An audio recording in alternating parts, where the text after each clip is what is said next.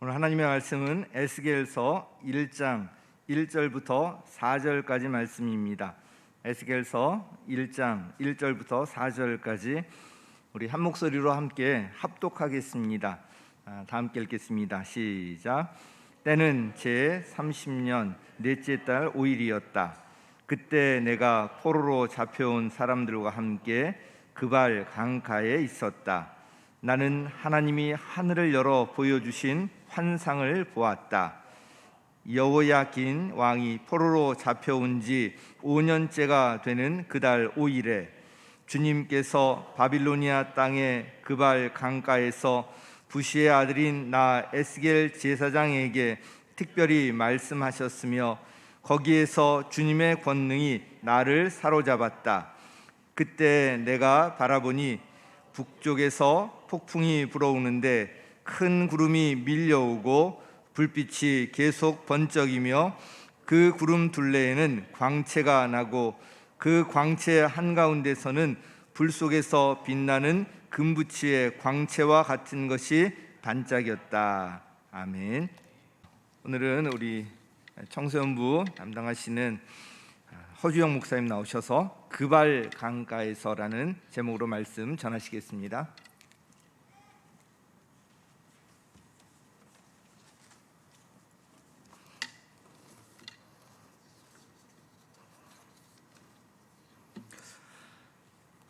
할렐루야.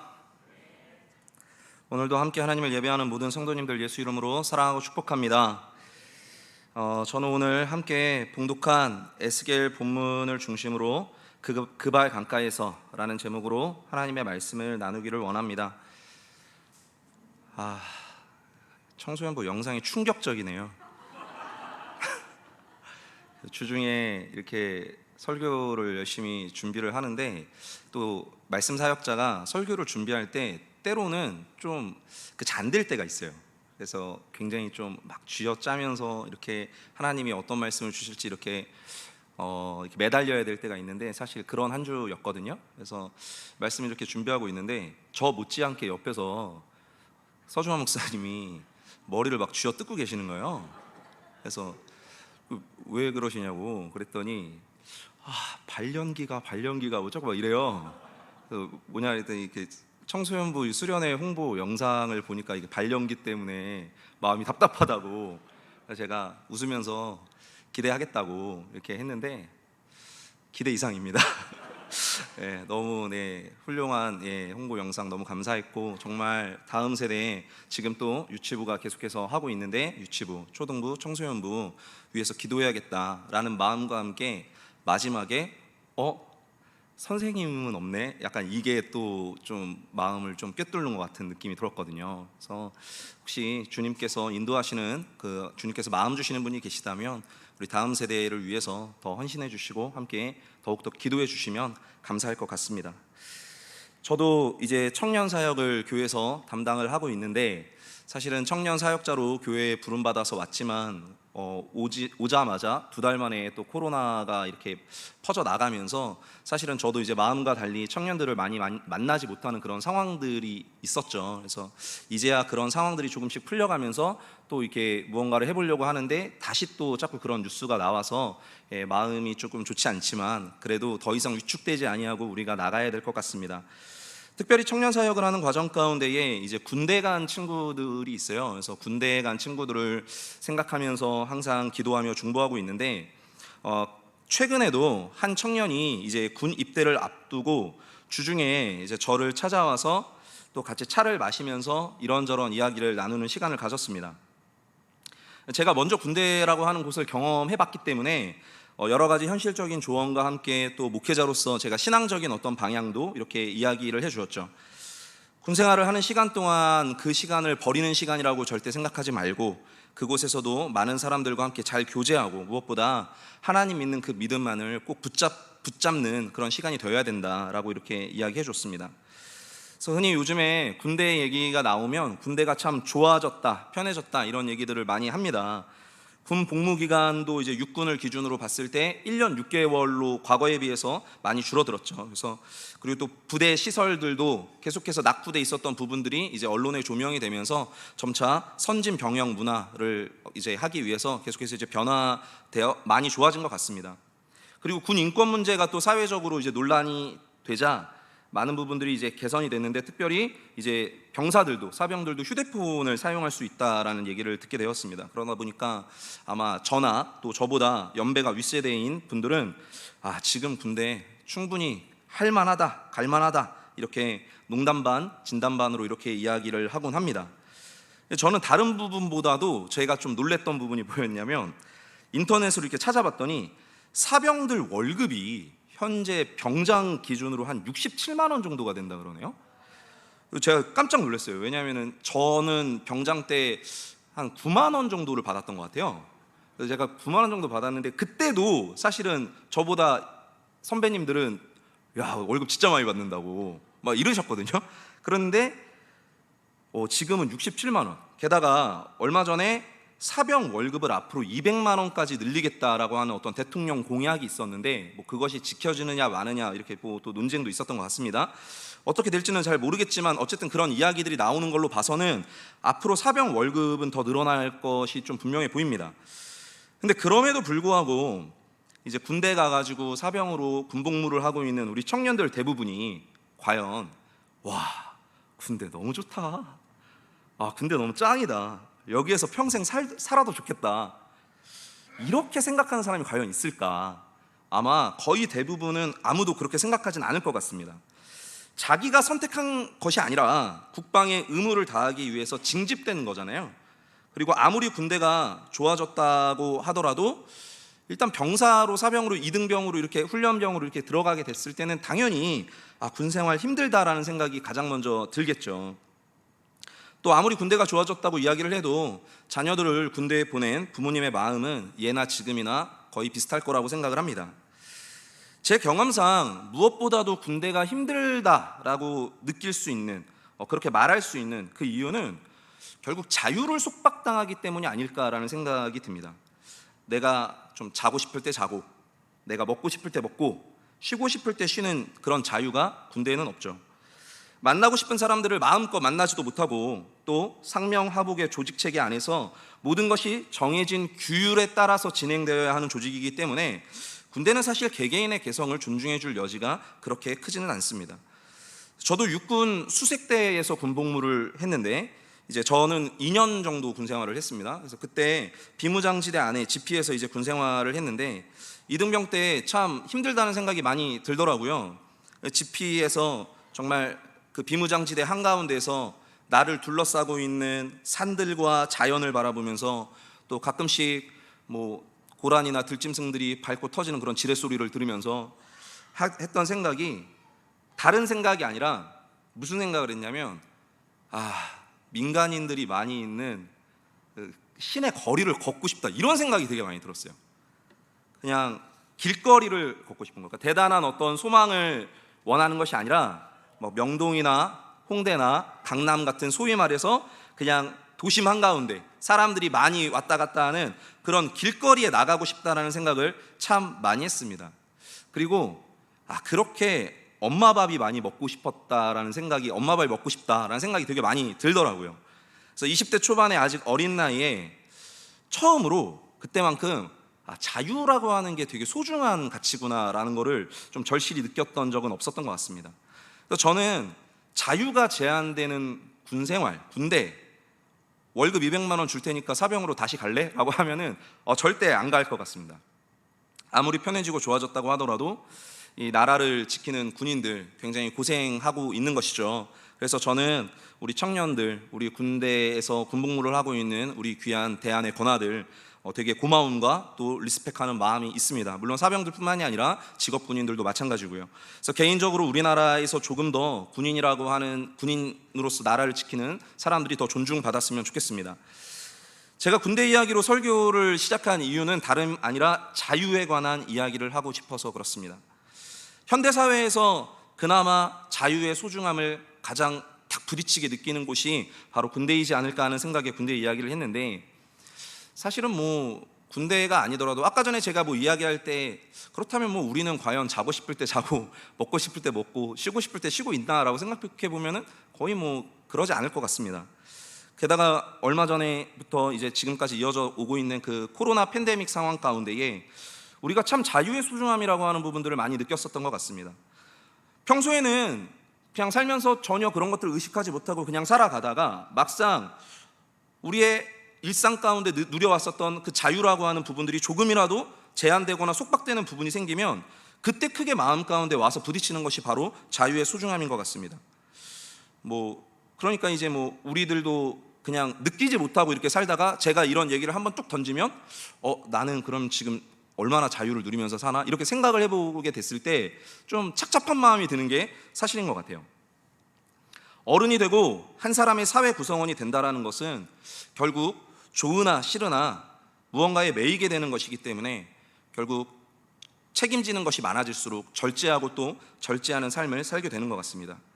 그래서 편안한 노후를 위해서 그리고 언젠가 내가 하고 싶은 것들을 하고 싶어서 그 자유를 누리기 위해 우리는 지금의 이 어려운 경제난 가운데에도 당장에 눈앞의 자유를 포기하고 무언가 헌신하는 그런 삶을 다들 살고 계실 거라고 생각합니다. 자유는 참 소중한 가치인 것 같습니다. 그런데 오늘 우리가 함께 살펴본 이 본문 가운데에는 그 소중한 자유를 완전히 박탈당했었던 인물이 등장을 합니다. 바로 예언자 에스겔이라고 하는 사람인데요. 본문의 이해를 돕기 위해서 당시 역사적인 배경을 잠시 설명드리도록 하겠습니다. 이스라엘이 통일 왕국으로서 사울과 다윗과 솔로몬 시대를 거치죠. 그리고 그 이후에 북이스라엘과 남유다로 나라가 분열되고 맙니다. 주전 722년 고대 근동을 장악했었던 아수르 제국에게 의해서 먼저 북이스라엘이 멸망을 당하게 됩니다.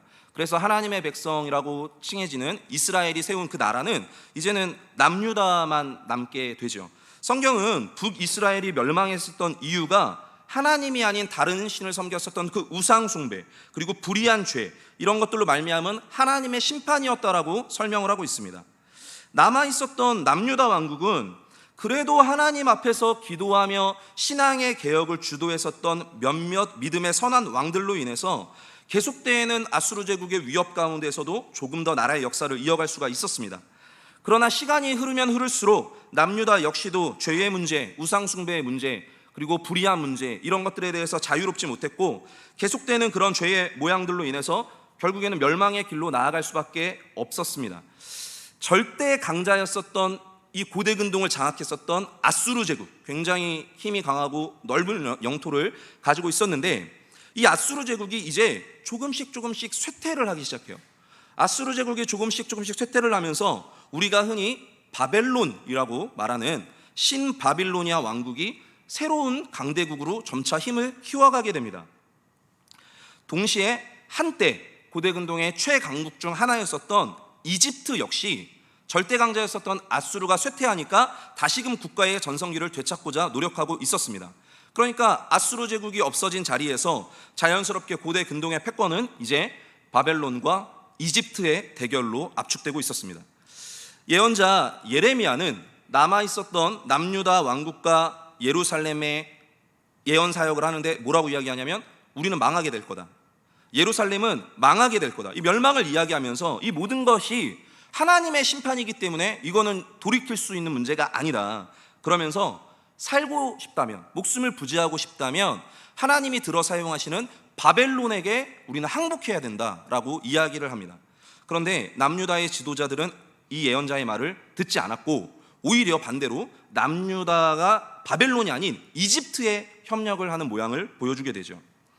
결국 바벨론과 이집트는 갈그미스에서 두 번의 전쟁을 치르게 되는데 2차 갈그미스 전투에서 바벨론이 완벽하게 승리를 하게 되면서 이제 고대 근동의 패권은 바벨론 제국으로 확 기울게 됩니다. 그리고 바벨론이 아니라 이집트에게 협력했었던 이 남유다 왕국은 바벨론 제국으로부터 즉각적인 보복을 당하게 되었던 것입니다. 소위 말해서 참교육을 당한다 그러죠. 그래서 한 번도 아니라 무려 3번의 참교육을 바벨론에게 당하게 되는데 바벨론의 1차 침공 때에는 다니엘을 비롯한 수많은 남유다의 왕족들과 귀족들이 다 포로로 끌려가게 됩니다. 3번 싸우는데 한 번도 이기지를 못해요. 바벨론 2차 침공이 있습니다. 2차 침공 때는 이 남유다의 왕이었던, 이제 왕까지 사로잡혀가는 거죠. 여호야긴 왕이 폐위가 됩니다. 폐위가 돼가지고 붙잡혀가지고 포로로 끌려가게 되고, 바벨론은 그 남유다 가운데에 이제 남유다가 평생 바벨론에게 충성을 바칠 것을, 조공을 바칠 것을 약속하는 조건으로 시드기야, 원래는 마따니아라고 하는 이름을 갖고 있었는데 이 시드기야는 바벨론식으로 이름을 개명시킨 거거든요. 그래서 바벨론의 그 어떤 힘 아래, 권력 아래 시드기야라고 하는 유다의 왕이 새롭게 세워지면서 바벨론에게 충성을 맹세하게 되죠. 그래서 이 여호야긴 왕 그리고 또 여러 명의 남유다 사람들이 또다시 포로로 바벨론에 끌려가게 됩니다. 가만히 있으면서 하나님한테 기도를 했었어야 되는데, 그 이후에 이 시드기야 왕이 이집트가 이제 몰래 사신을 보내가지고 우리가 군사를 보내줘서 너희를 도와줄 거니까 바벨론 말 듣지 마, 이런 식으로 이제 꼬이는 거예요. 게임을 하니까 거기에 넘어가가지고 이 남유다의 시드기야가 반 바벨론 동맹을 또 막 결성을 하려고 합니다. 그 소식이 바벨론의 귀에 들어가니까 어떻게 되겠어요? 바로 즉각적으로 또다시 바벨론의 3차 침공이 있었던 것이죠. 예레미야가 절대 그렇게 하면 안 된다고 아무리 얘기를 해도 듣지를 않습니다. 그래가지고 결국 바벨론의 3차 침공이 이어지게 되고, 그 결과 주전 587년 바벨론은 남유다와 예루살렘을 완전히 멸망시켜 버렸습니다. 그 과정에서 하나님의 성전도 완전히 폐허가 되죠. 하나님의 백성이라고 이야기했었던 이스라엘, 그 모든 백성들이 완전히 나라를 잃어버리게 된 것입니다. 수많은 사람이 죽었고요, 다들 포로로 끌려갔습니다. 남유다의 마지막 왕이었었던 이 시드기야는 바벨론 군사들에게 포로로 붙잡혀가지고 눈앞에서 자기의 두 아들이 처참하게 살해당하는 것을 보아야 했고, 그 이후에는 두 눈을 뽑히게 됩니다. 그러니까 자기가 살아생전에 마지막으로 두 눈으로 본 게 아들들이 죽는 모양이었어요. 그리고 나서 바벨론에 끌려가서 거기서 포로로 있다가 죽게 되는 그런 비참한 운명을 맞이하게 됩니다. 이 3차에 걸친 바벨론 침공으로 인해서 선민사상을 가지고 있었던 이스라엘 사람들, 이 남아있던 남유다 사람들은 자신들이 하나님으로부터 완전히 버림받았다라는 것을 깨달았습니다. 근데 대부분의 사람들은 어떻게 생각을 했냐면, 하나님께 버림받았다라고 생각하는 사람은 그나마 경건한 사람이었어요. 대부분의 남유다 사람들은 바벨론의 주신이었던 마르둑에게 우리 이스라엘의 하나님이 처참하게 패배했다라고 생각했습니다. 그때 고대 사회에서의 사람들의 일반적인 사고는 국가와 국가, 민족과 민족과의 전쟁은 단순한 전쟁이 아니라 신과 신의 전쟁이라고 생각을 했어요. 그런데 여호와 하나님, 우리 야훼 하나님이 바벨론의 마르둑에게 패배했다라고 하는 그 패배감 가운데 사로잡히게 되었던 것이죠. 조국이 멸망당하고 국민 대부분이 죽거나 포로가 되어버린 그 시점에서 이들에게 자유라고 하는 말은 아주 먼 나라 얘기처럼 들렸을 것입니다. 완전히 자유를 상실하였고, 자유는커녕 정말 아무런 소망조차 보이지 않는 것처럼 느껴졌을 것입니다. 본문의 주인공인 에스겔은 주전 597년 바벨론의 2차 침공이 있었던 당시에 왕이었던 여호야긴과 함께 사로잡혀서 바벨론에 포로로 끌려갔었던 인물입니다. 남유다 왕국이 완전히 자치를 감출 정도로 멸망을 당하기 바로 10년 전의 사건이었습니다. 이제 우리가 본문을 좀 살펴보아야 되는데, 그런 배경 가운데 이 말씀을 한번 본데 1절 3절을 한번 보려고 합니다. 이 1절 3절 가운데에 또 이 에스겔서 전체의 어떤 배경이 등장한다고 할 수가 있을 것 같습니다. 우리 1절부터 3절까지 함께 봉독하도록 하겠습니다. 시작. 때는 제30년 넷째 달 5일이었다. 그때에 내가 포로로 잡혀온 사람들과 함께 그발 강가에 있었다. 나는 하나님이 하늘을 열어 보여주신 환상을 보았다. 여호야긴 왕이 포로로 잡혀온 지 5년째가 되는 그달 5일에 주님께서 바빌로니아 땅의 그발 강가에서 부시의 아들인 나 에스겔 제사장에게 특별히 말씀하셨으며 거기에서 주님의 권능이 나를 사로잡았다. 아멘. 한 절씩 좀 살펴보면 1절에서 때는 제30년 넷째 달 5일이었다라고 설명하고 있습니다. 근데 사실은 이 구절이 굉장히 해석하기가 난해해요. 그래서 많은 신학자들이 도대체 여기서 말하는 이 30년 넷째 달 5일을 어떻게 해석을 해야 되나라고 많이 이제 고민들을 하는데, 이제 보편적으로는 많은 학자들이 뭐라고 해석을 하냐면 이 30년이 예언자 에스겔의 당시 나이였다라고 해석을 합니다. 그러니까 에스겔의 나이가 30세 되던 해에 4월 5일에 있었던 사건이었다라는 것이죠. 그런데 뭐 성경에서, 구약 성경에서 말하는 날짜, 뭐 신약 성경도 마찬가지지만 성경에서 등장하는 날짜는 이제 오늘날 우리가 쓰고 있는 달력과는 좀 다르기 때문에 참고하시면 될 것 같고요. 아무튼 에스겔의 나이가 30세가 되던 해 4월 5일에 있었던 사건. 자, 그때의 에스겔은 포로로 잡혀온 많은 남유다 사람들과 함께 그발 강가라고 하는 곳에 서 있었습니다. 2절에서 여호야긴 왕이 포로로 잡혀온 지 5년째가 되는 그달 5일에라고 설명을 하고 있습니다. 그러니까 여호야긴 왕과 함께 포로로 잡혀온 사람이 에스겔이잖아요. 그러니까 이 에스겔도 지금 포로로 이곳에 끌려온 지가 몇 년 됐다고요? 5년이 된 거예요. 5년. 자연스럽게 계산이 나오죠. 에스겔이 현재 나이가 30세예요. 그런데 여기에 지금 포로로 끌려온 지는 5년 됐어요. 그러면 에스겔은 언제 포로가 된 거죠? 25살에 한창 꿈이 있어야 할 그 청년의 나이에 에스겔은 국가가 망하는 것들을 보게 되면서 포로로 사로잡혀가지고 지금 먼 타지에 와 있는 것입니다. 그발 강가, 이 그발 강가에 대한 설명이 에스겔 3장 15절에 다시 한번 등장을 하는데, 거기에는 델 아빕이라고 하는 도시의 이름으로 설명이 됩니다. 이곳이 어떤 곳이냐? 남유다에서 포로로 잡혀온 사람들이 집단적으로 거주하는 마을이었던 거예요. 그러니까 그발 강가에 델 아빕이라고 하는 한 마을이 있는데, 그 마을이 이제 포로민들이 어떻게 거주하는, 포로들이 거주하는 그런 집단 거주지였다는 것이죠. 바벨론 역사의 기록을 보면 당시에 그곳에 잡혀온 수많은 포로들이 운하를 건설하는 강제 노역에 동원되었었던 것으로 기록이 되고 있습니다. 그러니까 한번 생각을 해보세요. 나라가 지금 풍비박산 났어요. 그리고 왕과 함께, 왕은 폐위됐죠. 폐위돼가지고 같이 포로로 끌려온 지가 5년이 됐어요. 5년이 됐고, 그러니까 25세에서 30세가 되는 그 사이에 어떻게 보면 가장 인생의 황금기라고 할 수 있는 그때에 먼 타지에서 강제징용돼서, 지금 뭐 나라 소식은 어떻게 됐는지 들리지도 않아요. 강제징용돼가지고 강제 노역에 동원된 인물이 누구냐면 바로 에스겔입니다. 그렇다면 이 에스겔에게 무슨 희망이 있겠습니까? 무슨 소망이 있을까요? 이런 에스겔에게.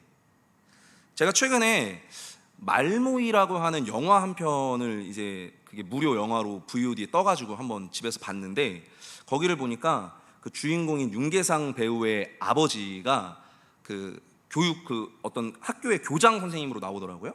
그런데 원래 그 아버지가 이 윤계상 배우한테 한글을 가르치면서 우리나라는 반드시 독립될 거야 라고 이렇게 가르쳤었던 인물인데, 시간이 지나면서 변절을 한 거예요. 변절을 해가지고 이제는 아들한테 뭐라고 말하냐면, 조선은 절대 독립될 수 없어. 그러니까 지금이라도 빨리 일제를 섬겨야 돼. 너가 하는 그런 짓거리, 한글을 지키려고 하는 그런 짓거리는 아주 헛된 일이야 라고 이야기하는 장면이 나옵니다. 그러니까 사람이라는 게 시간이 뭐 처음에는 막 소망이 있어서 언젠가는 뭐 이렇게 잘 될 거야 라고 생각할 수 있죠.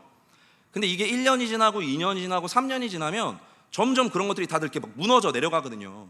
또 나이가 어린 시점에 5년이라고 하는 시간을 그렇게 보냈으니까 아무런 희망도 자유도 없는 상황이었다는 것입니다.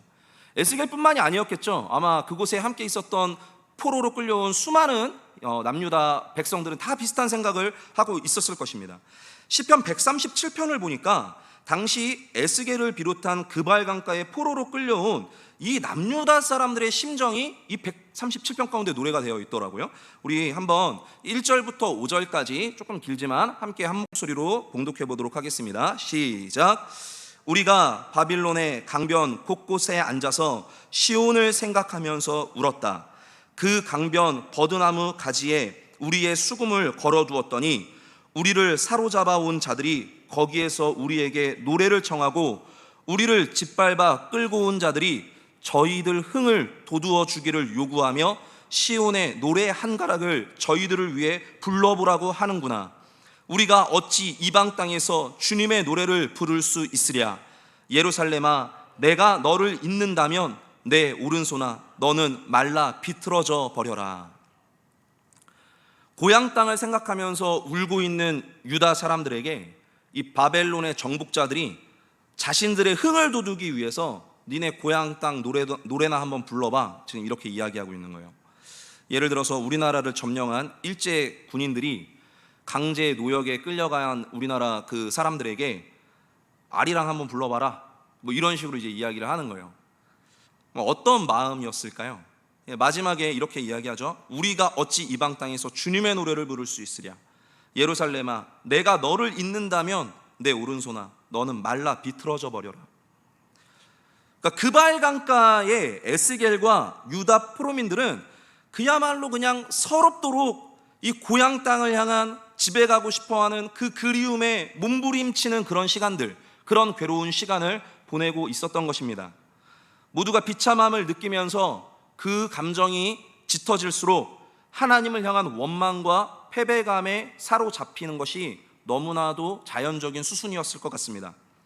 그러니까 그발 강가는요, 자유도 없고 소망도 없는 그런 고통의 공간이 바로 그발 강가였던 것이죠. 그런데 본문 3절을 보니까 이 에스겔은 조금 달랐었던 것 같아요. 이 에스겔은 혼자서만 좀 다른 자아 정체성을 고백하고 있습니다. 우리 3절 말씀 다시 한번 봉독해 보도록 하겠습니다. 시작. 주님께서 바빌로니아 땅의 그발 강가에서 부시의 아들인 나 에스겔 제사장에게 특별히 말씀하셨으며 거기에서 주님의 권능이 나를 사로잡았다. 아니, 자유도 희망도 모두 상실하는 것이 당연한 것처럼 여겨지는 이 그발 강가에서 에스겔은 자기 스스로를 지금 뭐라고 이야기하고 있냐면 부시의 아들인 나 에스겔 제사장이라고 말하고 있지 않습니까? 5년이라고 하는 시간이 흘렀는데 에스겔은 자기의 정체성을 그냥 포로로 끌려온 어떤 패배자, 지금 뭐 아무것도 할 수 없는, 능력이 아무것도 없는 그런 사람, 이렇게 이야기하지 않고 뭐 강제 노동에 동원된 노동자나 아니면 나라를 잃어버린 난민이라거나 이렇게 말하지 않습니다. 지금 뭐라고 이야기하냐면 여전히 여호와 하나님의 제사장이 나 에스겔이다 라고 지금 이야기하고 있는 거예요. 이거는 진짜 엄청난 믿음의 고백이라고 할 수가 있습니다. 제사장이 예루살렘 성전에 있을 때야 제사장이지, 지금 전쟁에서 패배해가지고 이 멀고 먼 원수의 나라에 붙잡혀 왔는데 아니 도대체 무엇을 보고 자기가 제사장일 수가 있습니까? 저도 교회 안에서야 사람들이 목사인 줄 알지, 교회 밖에서 한 3km만 교회에서 멀어져도 아무도 제가 목사인 걸 모릅니다. 참 다들 아무도 내가 뭐 주의 종이고 교회 다니는 사람이고 이런 거 모르니까 그러면 안 되는 거 알지만 저도 되게 행동이 편하게 변해요. 교회 안에서의 모습과 아주 다른 또 새로운 모습이 등장을 하는 것이죠. 그런데 그런 저와는 다르게 이 에스겔은 어떤 상황에서나 자기 자신이 여호와 하나님을 섬기는 이 제사장이라고 하는 정체성을 지금 붙잡고 있는 것 아니겠습니까? 이 자체가 얼마나 위대한 믿음의 고백입니까? 그러니까 에스겔은 이렇게 생각하는 것이죠. 바벨론의 마르두기에게 이스라엘의 야훼 하나님이 패배한 것이 아니다. 여전히 하나님은 살아계시고 하나님이 살아계시다라는 것은 아직 우리에게는 소망이 있다라는 것이고 나는 그 전능하신 하나님을 예배하는 제사장이다. 우리는 우리 일상을 살면서 얼마나 이 에스겔과 같은 모양으로 살아갑니까? 우리는 우리의 일상을 살아가면서 얼마나 예배자의 정체성을 가지고 하나님을 믿는 사람답게 또 그리스도인의 정체성을 가지고 살고 있습니까? 자유에 대한 이야기를 했었어요. 사실은 자유가 허락되지 않는 것과 같은 우리의 어떤 이 바쁜 일상 가운데에서 때로는 나도 진짜 포로같이 일하고 있는 것 같은데, 나도 지금 포로처럼 매어 있는 것 같은데, 그리고 막 미래를 그려봅니다. 지금 나의 연봉이 얼마고 뭐 집을 살려면 얼마가 필요하고 막 수지타산을 막 따져봐요.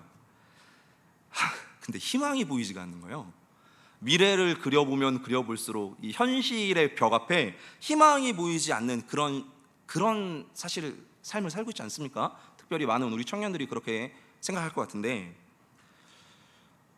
그런데 그 가운데서 우리가 과연 어떤 정체성으로 하루하루를 살아가고 있느냐라는 것이죠. 하나님을 믿었고 하나님의 백성이라고 일컬어짐 받았었던 수많은 포로민들이 그발 강가에 있었지만 그 가운데 자신의 정체성을 상실하지 않았던 사람은 에스겔 단 한 명이었습니다. 근데 그런 에스겔 가운데 지금 놀라운 일이 벌어지기 시작하는 거예요. 바로 그 고통의 그발 강가에서 갑자기 하늘이 열리고 환상이 보이기 시작했으며 주님의 권능에 사로잡혀가지고 하나님의 특별한 말씀을 듣기 시작했다는 것입니다. 예언자 에스겔로서의 소명이 시작된 것이죠. 할렐루야. 그런 믿음이, 그런 정체성이 에스겔 가운데 있었기 때문에 다른 사람들은 경험하지 못하는 특별한 놀라운 주님의 권능이 지금 에스겔 가운데 체험되고 있는 것이죠. 우리 본문 4절 말씀 함께 봉독하도록 하겠습니다. 시작. 그때에 내가 바라보니 북쪽에서 폭풍이 불어오는데 큰 구름이 밀려오고 불빛이 계속 번쩍이며 그 구름 둘레에는 광채가 나고 그 광채 한가운데서는 불 속에서 빛나는 금부치의 광채와 같은 것이 반짝였다. 아멘. 이 4절은 여러 가지 은유적인 표현들이 지금 나열되어 있죠. 폭풍, 바람을 이야기합니다. 큰 구름, 불빛, 광채, 불, 금부치의 광채, 지금 이런 것들이 쭉 나열이 되잖아요. 정리하면 이게 뭐로 이렇게 구분할 수 있냐면 결국 바람, 구름, 빛, 불, 이런 요소들로 지금 정리할 수가 있습니다. 근데 이거는 고대로부터 여러 종교 가운데에 사용되었었던 신현현에 대한 이미지를 이야기하는 겁니다. 그러니까 신이라는 존재 자체가 매우 인간의 입장에서 봤을 때는 초월적인 존재이기 때문에 사람의 힘으로는 신을 어떻게 할 수가 없잖아요. 신은 그냥 아주 그냥 초월적인 존재입니다. 그러니까 바람, 이 폭풍과 같은 바람, 엄청난 힘이 느껴지죠. 분명히 존재하기는 하는데 우리의 눈으로 볼 수는 없고 만질 수도 없습니다. 거대한 구름, 하늘 위에 떠 있어요. 우리가 눈으로 봅니다. 그런데 햇빛도 가리고 비도 내려요. 하지만 손에 닿지는 않습니다. 빛, 어둠을 없어지게 만들죠. 모든 어둠을 사라지게 만들지만 만질 수 없고 그 실체가 무엇인지 알 수 없는 것이 빛입니다. 불, 사람에게 반드시 필요하죠. 그런데 두려움을 주고 만질 수 없습니다. 불을 만지면 큰일 나죠. 그리고 분명히 이것도 불도 존재하지만 이것이 어떻게 되는 건지 사람이 그거에 대해서 개입할 수가 없다라는 것입니다. 결국에는 이 모든 것이 신현현에 대한 상징 언어라는 것이죠. 곧 에스겔이 주의 권능에 사로잡혀서 본 것은 이 그발 강가에 지금 하나님께서 찾아오신 것, 이것을 지금 보게 된 것입니다. 그 하나님의 놀라운 임재가 이 그발 강가에 있었다라는 것을 보게 되었던 것이죠. 유다 포로민들의 거주지이자 강제 노동의 현장, 자유가 없는 그 고통의 공간에 살아계신 위대하신 그 하나님이 임재하신 것입니다. 당시 구약적인 사고방식에서는 이건 굉장히 놀라운 사건이에요. 왜냐하면 이스라엘은 솔로몬의 성전이 세워지고 난 뒤에는 이 성전이 하나님의 집이라고 생각했어요. 이 성전의 지성소야말로 거룩하신 하나님이 임재하시는 공간이라고 생각했습니다. 그리고 고대 사회 가운데서는 모든 민족들이 대부분 무슨 생각을 했냐면 그 민족이 사는 지역에 그 민족이 섬기는 신이 거주한다라고 생각했습니다. 그러니까 지금 그 경계를 다 뛰어넘어서, 그 한계를 다 뛰어넘어서 하나님께서 그발 강가에 지금 찾아오신 상황인 거예요. 자신의 정체성을 잃어버리지 않고 믿음을 지켰던 에스겔의 눈에는 그것이 보이는 것이죠. 성전도 없고 성소도 없었던 그곳에 하나님의 임재가 지금 있는 그 현장을 바라보면서 에스겔은 무엇을 느낄 수 있었을까요? 사랑하는 옥수교회 성도님들, 지금 설교의 서두서부터 계속해서 자유를 언급했습니다. 군대가 힘든 이유가 자유가 상실되기 때문이라고 이야기했죠. 죄송하지만 지금 우리의 삶은 자유가 있느냐라고 제가 되물어보기도 했어요. 과연 우리는 지금 소망을 넘치는 삶을 살고 있습니까? 엄청나게 물가가 상승하고 있고 계속해서 이어지는 청년들의 취업난, 부동산 가격의 폭등으로 손에 잡히지 않는 내 집, 3포 세대가 5포 세대가 되고 5포 세대가 7포 세대가 됩니다. 지금 이런 시대의 상황 가운데에 또 어제는 뉴스를 보니까 와, 코로나 이후 3년 만에 또 퀴어 축제가 엄청나게 열렸더라고요. 반대에서는 또 막 반대 집회를 하고 있고, 지금 그런 시대에 우리가 살고 있는 거예요. 모두가 사실 말은 하지 않지만 다람쥐 쳇바퀴 도는 것 같은 그런 일상에 지금 있는 것이죠. 어쩌면 우리는 모두 포로로 끌려온 유다 백성들처럼 자유를 상실한 그발 강가에 살고 있는지 모릅니다. 그런데 그곳에서도 하나님의 권능에 사로잡혀서 하늘이 열리고 환상을 보는 에스겔이 존재했다라는 것이죠. 하나님의 놀라운 임재를 경험했었던 사람은 그곳에서도 존재했다라는 것입니다. 그러니까 결론은 무엇입니까? 내가 어떤 정체성을 붙잡고 살아가느냐에 따라서 똑같은 상황, 똑같은 일상이 변화되는 것입니다. 할렐루야. 상식적으로 거북이와 토끼가 달리기 경주를 하면 누가 경주에서 이길 수가 있습니까? 뭐 당연히 이거는 뭐 비교 애들 얘기에서나 뭐 거북이가 뭐 이겼다 이런 얘기가 나오는 거지. 그럼 그 애들 얘기잖아요. 그냥 상식적으로 생각을 해보면 거북이가 토끼를 어떻게 달리기 해서 이깁니까? 근데 내 정체성이 무엇인지를 명확히 깨닫게 되면, 내가 하나님의 자녀라는 사실을 기억하고 언제나 그리스도인으로서 살아간다면, 그리고 성령 하나님의 이끄심을 따라가는 그 제자의 삶을 산다면, 하나님이 우리 삶 가운데 임재하여 주시는데, 이 하나님이 어떻게 하시냐면 경기장 자체를 육지에서 바다로 바꿔주시는 분이에요. 그러니까 이게 경기장 자체가 그냥 육지에서 바다로 바뀌니까 그럼 거북이와 토끼 중에 누가 이기겠습니까? 이제는 뭐 이건 비교가 안 되는 거죠. 거북이가 토끼한테 지고 싶어도 질 수가 없는 상황이 되는 것입니다. 그러니까 그발 강가라고 하는 곳은요, 에스겔에게 있어서 은혜의 자리, 소명의 자리, 주님의 권능이 임하는 자리로 변모되었던 것입니다.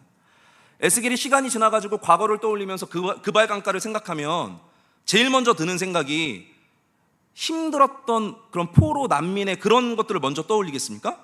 아니에요. 결코 그렇지 않을 것입니다. 하나님께 소명받았던 자리, 거룩하신 하나님의 임재와 그 특별한 메시지를 내가 온몸으로 경험했었던 자리, 바로 그것이 그발 강가가 되는 것이죠. 우리의 삶의 현장에서 우리는 그리스도인의 정체성을 지켜나가야 합니다. 주님의 권능에 사로잡히게 될 때에 바로 그곳에서 우리는 그때서야 자유함을 느낄 수가 있는 것입니다. 무엇보다도 주님께서 우리와 항상 함께 하시겠다라고 약속하지 않으셨습니까? 우리 마지막으로 마태복음 28장 18절에서 20절 말씀, 우리 개역개정 버전으로 함께 봉독하고 말씀을 마무리했으면 좋겠습니다. 함께 읽겠습니다. 시작. 예수께서 나와 말씀하여 이르시되 하늘과 땅의 모든 권세를 내게 주셨으니 그러므로 너희는 가서 모든 민족을 제자로 삼아 아버지와 아들과 성령의 이름으로 침례를 베풀고 내가 너희에게 분부한 모든 것을 가르쳐 지키게 하라. 볼지어다 내가 세상 끝날까지 너희와 항상 함께 있으리라 하시니라. 아멘. 할렐루야. 이 모든 것이 가능하게 되려면 우리가 성령님을 의지해야 합니다. 성령 충만하여서 지속적으로 예수 그리스도가 나의 주님이라는 사실을 고백해야 됩니다.